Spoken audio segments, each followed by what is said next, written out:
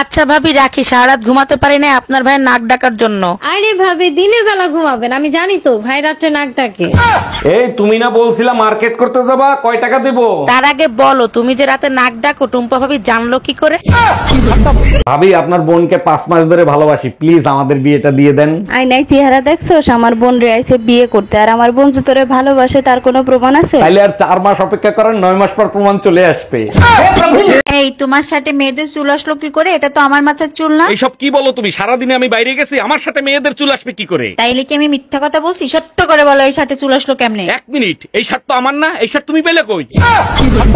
এই তুমি সকাল থেকে কি লেখালেখি করতেছো বলো তো? শ্বশুর শাশুড়ির কাছে দরখাস্ত লিখতেছি, সৎ মা যদি হইতে পারে, সৎ ভাই বোন যদি হইতে পারে, তাইলে সৎ বউ কেন হবে না? আমার দাবি মানতে হবে। বেলুন দিয়া পিটাইয়া তোর সদবোর দাবি পূরণ করব।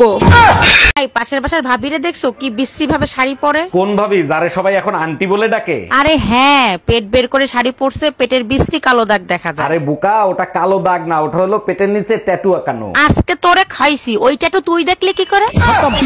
জানো তোমার মতো বউ পেয়ে সত্যি আমি ধন্য। ধন্য তো হবাই, না চাইতেই সবকিছু হাতের কাছে পেয়ে যাও। প্রতিটা দোয়ায় শুধু বলবো পরের জন্মেও জানি তোমাকে বউ হিসেবে পাই। পাপও চাই দোয়াও চাই, প্রয়োজন হলে কুমারী থাকবো, তবু তোকে বিয়ে করব না।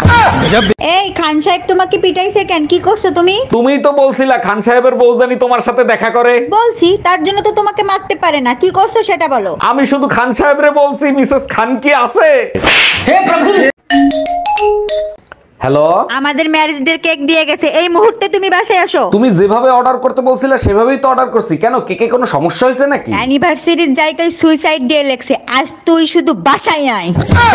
আমি বিয়ে করে বউ আনছি না ফোন চালানোর জন্য রোবট আনছি? যখনই বাসায় আসি তখনই দেখি ফোন চালাচ্ছ, সবসময় ফোন চালাও। ভালো করে চিন্তা করে দেখো, যদি ফোন না চালাই তাহলে কিন্তু মুখ চালাবো। নানা নানা দেখো তো এটা কি? এইটা তুমি কোথায় পাইলা? এটা তো তোমার নানির লাইফ ইন্সুরেন্স। জারের ভিতরে পাইছি, এটা দিয়ে কি হয়? তোমার নানি মারা গেলে তুমি আর আমি 20 লাখ টাকা পাবো। নানা এখন 10 লাখ তোমার, 10 লাখ আমার। ভাই রোমিও, সবাইরে থাল বাসন নিয়ে শাহবাগে যাইতে বল, আমি আসতেছি। কি ব্যাপার, থাল বাসন নিয়ে এখন কি শাহবাগে খয়রাত করতে যাবা? আরে না, আন্দোলন করতে যাব। খয়রাতিদের জাতীয়করণ করতে হবে তার জন্য? আরে না, এক দফা এক দাবি, 5 টাকা 10 টাকা চলবে না, 100 টাকা 50 টাকা দিতে হবে। হ্যাঁ ম্যাডাম, এবার আপনি বলেন কত টাকা লোন নেবেন আপনি? স্যার বেশি টাকা লাগবে না, আপাতত 20 লাখ টাকা দিলেই হবে। লোন তো আমি দিয়ে দেবো, কিন্তু ব্যাংকের কাছে কিছু রাখতে হবে। কি রাখবেন আপনি? কিছু থাকলে কি আর লোন নিতে আসি? আপাতত বিশ্বাস জমা রাখেন।